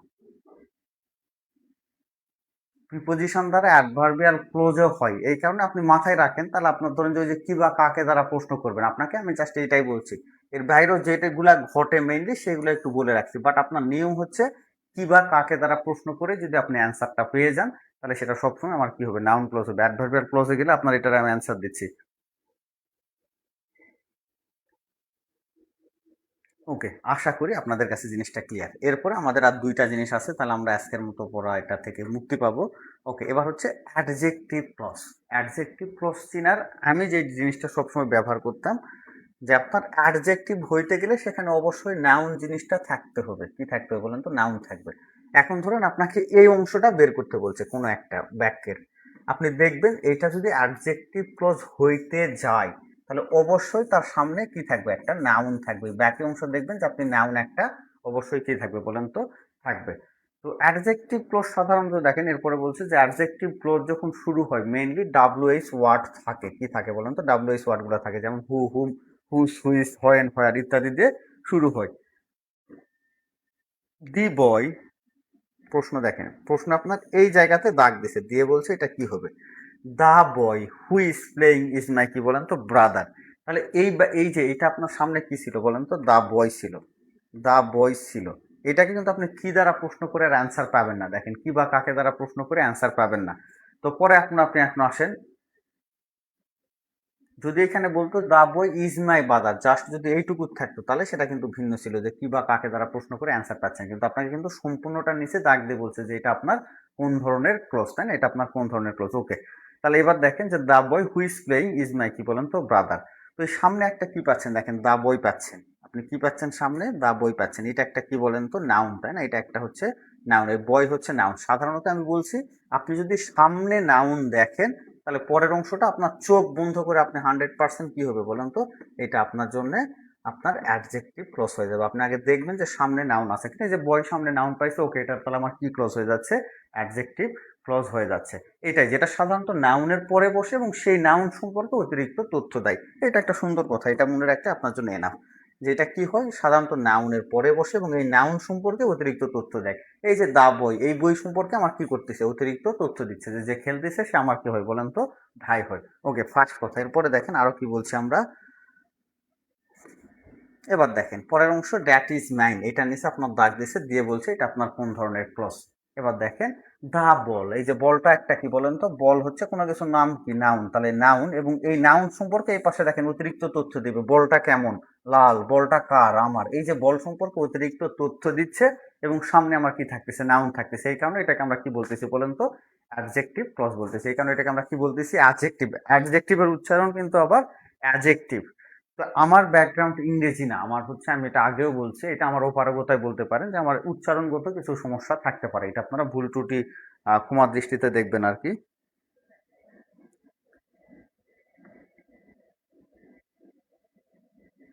হ্যাঁ, সুরঞ্জন দাস, হ্যাঁ, এটাও ঠিক আছে যে নাউনের পর আমার যদি ডাব্লিউএস ওয়ার্ড বা ড্যাট থাকে এটাই আর কি। বাট আমরা মাথায় রাখবো যে নাউন আগে থাকবে, অর্থাৎ নাউনের পরে বসবে এবং ওই নাউন সম্পর্কে আমার অতিরিক্ত তথ্য দিবে, সেটা দোষ গুণ অ্যাডজেক্টিভের যেই কাজ আর কি, যে নাউন সম্পর্কে কি করে, নাউনের দোষ গুণ অবস্থান ইত্যাদি বোঝায়, তাই না? ওকে, আপনি পরের যে কোনোগুলা দেখবেন তাহলে দেখবেন যে আপনার কি বলেন তো পেয়ে যাবেন। যেমন প্রশ্নে বলছে দ্য ম্যান, কি দা ম্যান, তাই না, ইজ এ ডক্টর, তো এই দা ম্যান, ম্যানটা আপনার কি, আপনার হচ্ছে নাউন, এরপরে দেখেন যে নাউনের পরে বসছে, এই ম্যান সম্পর্কে কি তথ্য দিচ্ছে, যে সে একজন ডাক্তারও, তাহলে নাউনের পরে বসছে এবং নাউন সম্পর্কে অতিরিক্ত তথ্য দিচ্ছে, এই কারণে এটাকে আমরা কি বলতেছি, অ্যাডজেক্টিভ ক্লজ বলতেছি। আপনাদের কাছে আমি আশা করি যে দেখেন দা বই, এটা তো বলে আসছি, দা বল দ্যাট ইজ ডেড, ওই উদাহরণগুলো আবার আসছে আর কি, কোনো সমস্যা নেই। আমাদের কথা হচ্ছে নাউনের পরে বসবে এবং নাউন সম্পর্কে অতিরিক্ত তথ্য দিবে, দিলে সেটাকে আমরা কি বলবো, অ্যাডজেক্টিভ ক্লজ বলবো। আর এর বাইরের বাকি ক্লজগুলো আমার জন্য তাহলে কি হয়ে যাবে, অ্যাডভার্বিয়াল ক্লজ হয়ে যাবে। তো অ্যাডভার্ব চেনার যে উপায়, সেইভাবে আমরা অ্যাডভার্বিয়াল ক্লজটা পড়ে ফেলবো। তো অ্যাডভার্বের সময় আমরা পড়ে আসছিলাম অ্যাডভার্বিয়াল ক্লজ মেইনলি হচ্ছে 9 প্রকার হয়, আমি আপনাদের নিচে দিয়ে রাখছি আর কি, এমসিকিউটা দিয়ে আছে যে কোনগুলোর ক্ষেত্রে আপনার অ্যাডভার্বিয়াল ক্লজ হবে। তো দেখেন যে কখন, কোথায়, কিসে, কেন, কিভাবে, কতবার, অর্থাৎ অ্যাডভার্ব চিনার আমার যে নিয়মগুলা ছিল, সেম ভাবে আমি যদি জাস্ট দেখি যে সেম বৈশিষ্ট্যগুলো এখানে আছে, তাহলে তাদেরকে আমরা কি বলবো, অ্যাডভার্বিয়াল ক্লজ বলবো। অর্থাৎ ভার্ব বা অ্যাডজেক্টিভ বা পুরো বাক্যকে বর্ণনা করলে তাকে আমরা কি বলবো বলেন তো, অ্যাডভার্বিয়াল ক্লজ বলবো, তাকে আমরা কি বলবো, অ্যাডভার্বিয়াল ক্লজ বলে থাকবো। ওকে, নিয়মগুলা দেখেন যে কিছু কিছু কনজাংশন থাকতে পারে, যেমন because, although, do, although, when, while, till, until, before, after, if, so that, এইগুলা যদি থাকে তাহলে সেগুলা সাধারণত আমার কি হয় বলেন তো, অ্যাডভার্বিয়াল ক্লজ হয়। বাট সহজ উপায় হচ্ছে আপনি কি করবেন, এই যে আমি মার্ক করে দিছি যে আপনি প্রশ্ন করবেন কখন, কোথায়, কেন, কিভাবে, যদি প্রশ্ন করে যদি অ্যান্সার পাই তাহলে সেগুলো আমার জন্য কি হয়ে যাবে বলেন তো, অ্যাডভার্বিয়াল ক্লজ হবে। যেমন হাউ, তাই না, হ্যাভ, হোয়াই, হোয়েন, হোয়ার দ্বারা প্রশ্ন করলে যে উত্তর পাওয়া যাবে সেটা আমার জন্য আমি কি বলছি, অ্যাডভার্বিয়াল ক্লজ বলছি। হি অন, বিকজ, এই যে দেখেন আমি বলছিলাম বিকজ থাকবে, তাই না, এগুলা থাকবে। He won because he trained hard, তাই না, সে জয়লাভ করেছে, কারণ হচ্ছে সে কি করছিল, পরিশ্রম করছিল। হি ওন, হোয়াই, কেন সে জয়লাভ করছে, এবার দেখেন প্রশ্ন করেন যে কেন সে জয়লাভ করছে, কেন জয়লাভ করছে বলেন তো, কারণ হচ্ছে সে কঠিন পরিশ্রম করছে। তাহলে এই যে আমরা প্রশ্ন করছি প্রথম অংশকে কেন দ্বারা এবং দ্বিতীয় অংশে সেটার অ্যান্সার পেয়ে গেছি, তাহলে তাকে আমরা কি বলবো বলেন তো, অ্যাডভার্বিয়াল ক্লজ বলবো, তাকে আমরা কি বলবো, অ্যাডভার্বিয়াল ক্লজ বলে থাকবো। এইটাই যে আমার হচ্ছে হাউ, হোয়াই, হোয়েন বা হোয়ার দ্বারা প্রশ্ন করে যদি আমি অ্যান্সার পাই তাহলে সেই অ্যান্সার প্রাপ্ত অংশটাকে আমরা কি বলবো, অ্যাডভার্বিয়াল ক্লজ বলবো। হাউ, হোয়াই অর্থাৎ কখন, কোথায়, কেন, কিভাবে, এই চারটা কথা আপনি মনে রাখবেন যে কোন শর্তে, তাহলে আপনার কি হচ্ছে বলেন তো, আপনি অ্যান্সারটা পেয়ে যাচ্ছেন এবং সেটাকে আপনি বলতেছেন অ্যাডভার্বিয়াল ক্লজ। এই যে দেখেন যে প্রশ্ন করছেন হোয়াই ডিড হি উইন, কেন সে জয়লাভ করছে, বিকজ হি ট্রাইড হার্ড। এই যে আমি হয় দ্বারা প্রশ্ন করে অ্যান্সার পাইছি, তাই না? তাহলে সেটাকে আমরা কি বলতেছি, অ্যাডভার্বিয়াল ক্লজ বলতেছি। এর বাইরেও আমাদের ছিল হচ্ছে টাইম, প্লেস, রিজন, কন্ডিশন এবং পারপাস বুঝাবে, তাই না? যে টাইম, প্লেস, রিজন, কন্ডিশন এবং পারপাস, এখানে যে পাঁচটার উপরে চারটে, 9টা কারণেই হয়ে থাকে। নিচে একটা উদাহরণ আছে। তারপরে দেখেন, he will wait here until, he কি বলেন তো, আনটিল দ্য রেইন স্টপস, সেখানে অপেক্ষা করবে, কতক্ষণ অপেক্ষা করবে বলেন তো, আর কতক্ষণ, যতক্ষণ না বৃষ্টি থামে। তো সহজ কথা হচ্ছে আপনারা এই কয়টা মনে রাখতে পারেন, যে আপনি যদি দেখেন যে এই জিনিসগুলো আপনার আছে এবং দেখে আপনার কি মনে হচ্ছে, আপনার অ্যাডভার্ব মনে হচ্ছে, তাহলে সেটা আপনার জন্য কি বলেন তো, অ্যাডভার্বিয়াল ক্লজ। এবং প্রশ্ন করবেন, হ্যাঁ কখন, কোথায়, কেন, কিভাবে, কোন শর্তে, তাই না? এবং এর বাইরে নিচে যেগুলা বলছি এগুলা বললে আপনি তাকে বলবেন হচ্ছে কি ক্লজ বলেন তো, অ্যাডভার্বিয়াল ক্লজ। তাকে আপনি বলবেন হচ্ছে অ্যাডভার্বিয়াল ক্লজ। নিচে প্রত্যেকটার আমাদের বেশ কিছু উদাহরণ আমি দিছি, 20টা উদাহরণ দিছি, বিভিন্ন পরীক্ষায় আসছে, এবং সাথে কি করছি বলেন তো, ব্যাখ্যাও দিয়ে দিছি, সাথে ব্যাখ্যাও দিয়ে দিছি। তাহলে ক্লজ 3টা মনে রাখার উপায় হচ্ছে কি বা কাকে দ্বারা প্রশ্ন করলে আমরা অ্যান্সার পাচ্ছি যখন, তখন সেটা আমার জন্য কি হয়ে যাচ্ছে বলেন তো, নাউন ক্লজ হয়ে যাচ্ছে। এটা আমার জন্য কি হয়ে যাচ্ছে, নাউন ক্লজ হয়ে যাচ্ছে। মেইনলি নাউনের কাজ করবে, তাকে আমরা নাউন ক্লজ বলবো, তাই না? তাকে আমরা নাউন ক্লজ বলবো। কি বা কাকে দ্বারা প্রশ্ন করলে নাউন ক্লজ, তারপর আমরা পড়ছি কি বলেন তো, না দেখেন ক্লজ পড়াও সহজ, কিন্তু আপনার জন্য ইংরেজি পড়া কিন্তু কঠিন না। কি বা কাকে দ্বারা প্রশ্ন করে অ্যান্সার করলে নাউন ক্লজ, তারপরে কি বলেন তো, নাউনের পরে বসবে এবং নাউন সম্পর্কে কি করবে, অতিরিক্ত তথ্য দিবে, সেটা হচ্ছে আমার জন্য অ্যাডজেক্টিভ ক্লজ। আর বাকি সব আমার জন্য কি বলেন তো, অ্যাডভার্বিয়াল ক্লজ। বাকিগুলো আমার জন্য কি, অ্যাডভার্বিয়াল ক্লজ, তাই না? এই হচ্ছে আমার ক্লজের মেইন পড়াশোনা। আর কন্ডিশনাল সেন্টেন্সটা আমরা পড়ে আসছি। আজকে কিন্তু পড়া কম, কিন্তু প্রশ্ন পরীক্ষায় আসে, তাই না? প্রশ্ন পরীক্ষা এখান থেকে আসে। যেমন কন্ডিশনাল সেন্টেন্স হচ্ছে আপনার জন্য 4টা পড়া, এবং হচ্ছে কি বলেন তো, এই যে আপনার ক্লজ থেকে হচ্ছে 3টা পড়া। এর আগে আমরা মেইন ক্লজ হচ্ছে যে ক্লজের অর্থ আমরা সম্পূর্ণরূপে প্রকাশ করতে পারবো, সেটা আমার ডিপেন্ডেন্ট ক্লজ। আর যেটা পারতেছি না সেটা হচ্ছে ইন্ডিপেন্ডেন্ট ক্লজ। ইন্ডিপেন্ডেন্ট ক্লজ হচ্ছে 3টা, নাউন ক্লজ, অ্যাডজেক্টিভ ক্লজ এবং কি বলেন তো, অ্যাডভার্বিয়াল ক্লজ। এই তো আমাদের হচ্ছে মেইন পড়াশোনা আজকের। কোনো কনফিউশন হওয়া যাবে না ভাই, আপনি প্র্যাকটিসগুলো দেখবেন, দেখতে থাকবেন, বুঝে আর কি। প্রথমবার বুঝে আপনি তো গেলে পারবেন না, এটাই স্বাভাবিক, তাই না? সফলতা যদি এত সহজ হইতো তাহলে তো সবাই হয়ে যাইতো। বাস্তবতা এটাই যে আপনি 1-2 মাস পরে তো সফল হইতে পারবেন না। ওকে, তো এখানে আমি প্রশ্নগুলো আপনাদের জন্য একটু দিচ্ছি যে আপনারা যাতে করতে পারেন, কোনো সমস্যা নেই, সব শিটে দেওয়া থাকে না। আমি এটা এগুলো আজকে একটু কষ্ট করে অ্যাড করছি যে আপনারা একটু যাতে পারেন, এবং সাথে ব্যাখ্যাগুলোও দিয়ে দিছি, এই আর কি।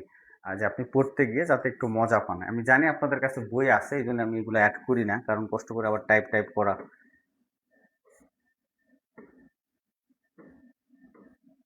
ওকে, এবার হচ্ছে আপনাদের ক্লাসটা আমার আজকে দিতে হবে ডাউনলোড। এটা একটা ইম্পর্টেন্ট ইস্যু, কারণ না হলে ক্লাসগুলো ডিলেট হয়ে যাবে। আমি আজকে ক্লাসগুলো ডাউনলোড যদি সব দিতে পারি, তাহলে আমি আজকে আপনাদের গ্রুপে সবগুলা ক্লাস আপলোড দিব। এখানে আমি লিখে দিব, এটা কি বলেন তো, ক্লাস কত 1 থেকে ধরেন 15 হয়েছে আপনাদের কথার কথা, ক্লাস 1 থেকে 15 দিয়ে আমি প্রত্যেকটা ক্লাস একটা পোস্টে যে কয়টা নেয় আর কি নিবে, উপরে আমি টপিক্সও দিয়ে দিব, যেখানে আমার কোন কোন টপিক্স আছে আর কি, যেগুলো হয়েছে এইগুলাই। আপনারা পরবর্তীতে সারা জীবন এগুলা ক্লাস দেখতে পারবেন, কোনো সমস্যা নাই।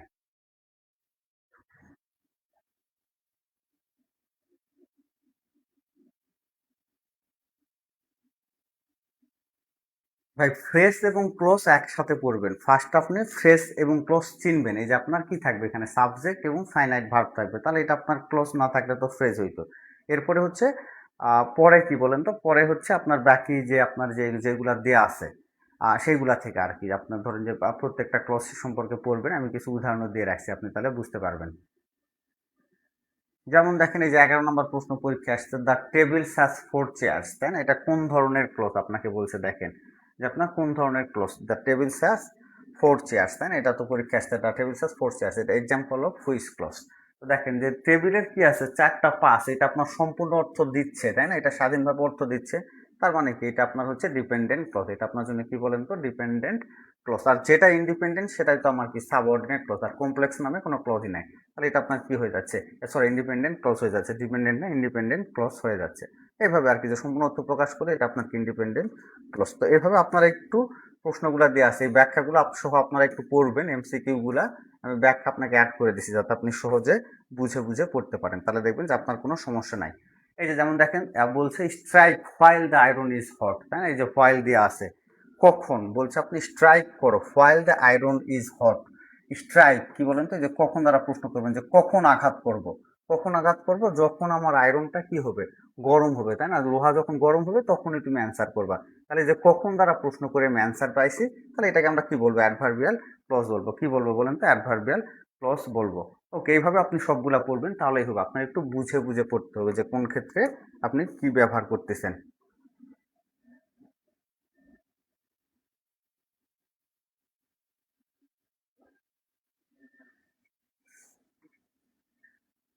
ওকে, আর সবাই ভালো থাকেন। আইপিএস দিয়ে ক্লাস নিচ্ছি তো আমি, এই কারণে ক্লাসেও বেশি কথা বলি নাই, না হলে এই ক্লাসটা আরো 20 মিনিট বাড়ায় ফেলতাম।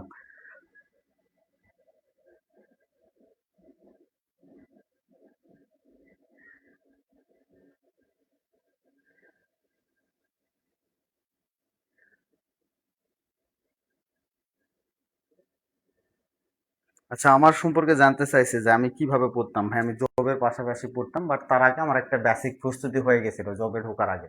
আমি যেটা করতাম, সব সময় চিল মোডে থাকতাম, আমি বেশি পড়তাম না। কারণ আমি জানতাম যে আমার জব পাইতে আমি মানে কখনোই যে হাইপার টেনশন করতাম না আপনাদের মতো পড়ে পাবে এটা সেটা এরকম না। আমি জানতাম যে আমার হচ্ছে ফিক্সড, আমি আমার হচ্ছে যে মানে 100 প্রিপারেশন নাই, বাট আমি হচ্ছে 80 পাওয়ার মতো একটা প্রস্তুতি নিয়ে আসছিল, আমি সবসময় মনে করতাম। কারণ আমি ওই গাধার মতো থাকতে যাই নাই, যেটা এটা এতগুলা পেজ করে ধরেন আমি জানি যে আপনার ফ্রেজ থেকে এবং ক্লোজ থেকে একটা প্রশ্ন আসবে, আমি জানি কন্ডিশনাল সেন্টেন্স থেকে একটা প্রশ্ন আসবে, তাহলে এই দুইটা জিনিস তো আমি জানি, আমার কখনো এগুলো ভুল হবে না। আমি ধরেন স্পেলিং, প্রিপোজিশন, এগুলো আমি জানতাম প্রিপোজিশন কোনগুলা পড়লে হবে, আমি স্পেলিং কোনগুলা পড়লে হবে, আমি খাতায় নোট করছিলাম 3-4 পেজ করে। ওইগুলা থেকে ধরেন যে আমার কমন আসতো। আমি অনেস্টলি মাস্টার বই টই পড়ি নাই। গ্রামার অংশের জন্য, আমি আগে পড়ছি, হয়তো আগে পড়ে আমি একটা বেসিক নিছি, বাট গ্রামার অংশের জন্য আমি পড়তাম হচ্ছে মেইনলি 30 থেকে 40 পেজ, যেগুলো বেসিক নিয়ম, ওই যে হিউজ এগুলা নাই, কিছু নাই। যেমন এটা আমি ধরেন ফ্রেজ, হাফ প্লেস, ফ্রেজ এবং ক্লোজ এক ফ্রেজ আমি করে নিয়ে আসছি, যেইভাবে এটা হয় ওকে ফাইন, আমি ওইটাই বারবার রিভাইজ দিতাম। তারপর কন্ডিশনাল সেন্টেন্স তো আমার হাফ পেজ, এইভাবে যেগুলো আমার একবারে প্রয়োজন এরকম গ্রামারগুলো আমি নোট করছিলাম। আর ভোকাবুলারি এরপরে জোর দিয়েছিলাম, ভোকাবুলারির জন্য ওই তো আমি বিগত প্রশ্নগুলাই পড়ছি। ওয়ার্ড স্মার্ট 1 2 এগুলো আমি কখনো পড়া হয় নাই আমার আর কি। ওইগুলা থেকে বেশি কমন আসে এটা আমি জানি, কিন্তু ধরেন অনেক বেশি কমন আসে সেই লোভে আমি অনেক বেশি পড়তে গিয়ে কিছুই পারলাম না, এটা আমি করি নাই। তো বিগত প্রশ্নগুলো আমার ভোকাবুলারি থেকে পড়া হয়েছিল, পরবর্তীতে আমি ওই যে জিএস, হাই ফ্রিকোয়েন্সি জিআরের যে আপনার 233টা ওয়ার্ড ছিল আর কি, এটা আমি পড়ছিলাম। আর সবচেয়ে চরম সত্য কথা হচ্ছে যে 21 সাল ভিত্তিক আমি ফার্স্ট পরীক্ষা দিছিলাম, ওইটাতে আমি অফিসার জেনারেলের রিটেনও দিছিলাম, যদি ওই রিটেন ফেল করছি তখন কোনো প্রস্তুতি ছিল না, মাস্টার্স রেজাল্টই দেয় নাই। তো ওইটাতে আমার যেটা হয়েছিল যে আমি ইভেন কোনো প্রকার কোনো ভোকাবুলারি, আপনার হয়তো বিশ্বাস করবেন না, উইদাউট এনি ভোকাবুলারি, তখন ভোকাবুলারি পড়ার মতো আমার প্রস্তুতি হয় নাই, ওইটা ছাড়া আমি রিটেন দিতে পারছিলাম। এই ক্ষেত্রে দুইটা কারণ হয়েছিল। এক নম্বর হচ্ছে আমি ম্যাথে যথেষ্ট স্ট্রং আর কি, ম্যাথের দিক থেকে আমি জানি, এটা ম্যাথ আমাকে সব জায়গায় হেল্প করছে, যে কোনো জবে যত এক্সামে টিকছি ম্যাথের দিক থেকে আমি, এটা হচ্ছে যে ওই মানে পড়ে প্রস্তুতি নিছি এরকম না। ধরেন আমার ক্লাস 1 থেকে 10 পর্যন্ত রোল একশো, এদিকে গোল্ডেন টোল্ডেন পাইছি, তার মানে ওইদিকে একটু পড়ে আসছি, ওই জায়গা থেকে ম্যাথ আমার ভালো লাগতো, ম্যাথে আমি স্ট্রং ছিলাম। এই কারণে আমি ব্যাংকে প্রিলিমিনারি একটা দুইটা ফেল করছি, সেটা ফেল করি নাই। আর হচ্ছে আর একটা আমাকে ব্যাকআপ দিছে, সেটা হচ্ছে যে বাংলা আমি একটু মোটামুটি পড়ছিলাম আর কি, বুঝে বুঝে। এই দুইটা আমাকে ব্যাকআপ দিছে। আমি শুরুর দিকে কম্পিউটার কিচ্ছু করি নাই, তারপর হচ্ছে আপনার ভোকাবুলারি কিছু করি নাই, আর তারপরে হচ্ছে যে আপনার সাম্প্রতিক কিছু করি নাই। এগুলা বাদ দিয়ে আপনি বিশ্বাস করেন বা না করেন, এগুলো আমি উইদাউট টাচিং আর কি পড়ি নাই। এগুলা না করে আমি ফ্রিলি টিকছি, কারণ ব্যাংকে আপনার বেশি নাম্বার লাগে না। তখন ওই যে 54-55 পাইলে টিকা যায়, তো দেখা যাচ্ছে আমি 55-56 পেয়ে উতরাই গেছি প্রথমের দিকে যেটা হয়েছে, কারণ ম্যাথে দেখা যাচ্ছে যে ওই যে 20-এর মধ্যে আমি 15-16 ইজিলি পাচ্ছি। তো তাহলে আমার তো আর এদিকে সব প্রশ্ন মিলে 40 লাগে, এটা একটা ব্যাকআপ ছিল আর কি। তো আপনি যদি কোনো একটা সাবজেক্টে বেশি ভালো করেন, এটা আপনার জন্য ভালো আর কি, এটা আপনি তখন ধরেন অটোমেটিক্যালি এগিয়ে থাকবেন। পরবর্তীতে তো আমি সবই পড়ছি, যখন আমার কাছে আমি সময় পাচ্ছি যে না আমি আমার প্রস্তুতিটা বাড়াই ফেলি, তখন হয়তো সব পড়ছি। তো আপনাদের যেটা আমি সাজেস্ট করবো যে আপনি ব্যাংক প্রস্তুতি নিলে কখনোই ফিলির ক্ষেত্রে 100 মার্কসকে টার্গেট করবেন না। 100 মার্কস আপনার পাইতে হবে এরকম তো না, আপনি টার্গেট করেন সলিড 80 থেকে 85 নাম্বার। আপনি একটা টপিক্স পারেন না, দুইটা টপিক্স পারেন না, ওকে ফাইন, ওইটাকে গুড বাই বলে দেন। যেটা আপনি পারেনই না সেটাতে আপনার সময় দিয়ে সময় নষ্ট করতে হবে, এটা আমি বিশ্বাস করি না। আপনি যেই সময় ওইখানে দিচ্ছেন, এই সময়টা যদি আপনি যেটা পারেন সেইখানে দেন, তাহলে আপনার ধরেন যে অটোমেটিক আরো 2-4 নম্বর বেড়ে যাবে। আর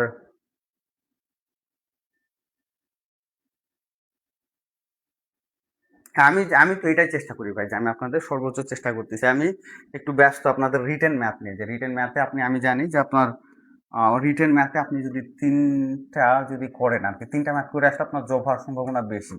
চারটা বা পাঁচটা তো ধরেন আপনি টার্গেট করবেন না, চারটা করে আসলে ধরেন যে আপনার জন্য অনেক ভালো হবে। আমি ধরেন যে অফিসার জেনারেল আমার 56 আসছিল, ওটা যদি আমি ভাইভাতে বাজে করছি, নাহলে তো আমার পজিশন আরো হয়তো 1 2 বা 5-এর মধ্যে আসতো। তো ওইখানে আমার কিন্তু 4টা রিটেন ম্যাথ হয়েছিল। ইভেন ওইখানে আমার বাংলা ফোকাস কমন ছিল না, ওই যে আমাদের জুলাই যে আন্দোলন, জুলাই সনদ নিয়ে আসছিল ওইটা সম্পর্কে আমি ডিপলি জানতামই না। ইংরেজি ফোকাসটা আমার কমন ছিল, অনেক ভালো লিখে আসছিলাম, বাকি অংশগুলো আমার ধরেন ফেভারে ছিল। তো এই জন্য আর কি আমি ভালো দিতে পারছি। ওকে, আর সবাই ভালো থাকেন, সমস্যা নাই। ভোকাবুলারি পড়া তো আমি সামনের মাস থেকে দিব, বলে দিছি। শতাব্দী সাহা, আপনাদের সবাইকে হোয়াটসঅ্যাপ গ্রুপ চেক করতে হবে যে আমাদের বাংলা সাহিত্য শেষ হলে সামনের মাস আমরা টার্গেট রাখছি ভোকাবুলারি পড়ার। ওকে, সবাই ভালো থাকেন, সবার জন্য শুভকামনা।